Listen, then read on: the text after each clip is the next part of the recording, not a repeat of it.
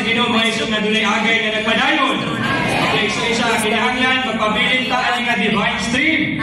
Karon mo isa sa message 6 is about the grace in Acts. So kung ato mong mahimusdan na pag-agay mga igsoon, praise the Lord. May mo sa grasya diri nato mga igsoon.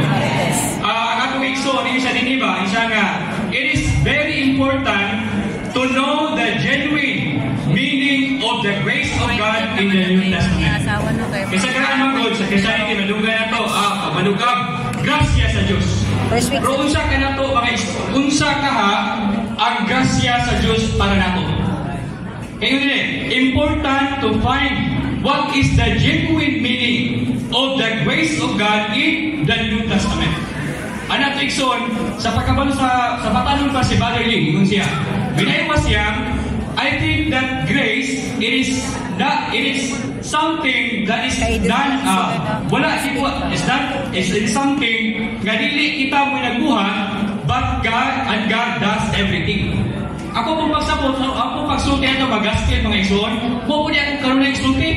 We do nothing, and God does everything. Pero di ay kulang.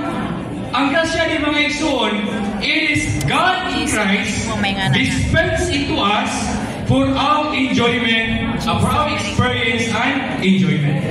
Unsa ang grasya mga Ikson?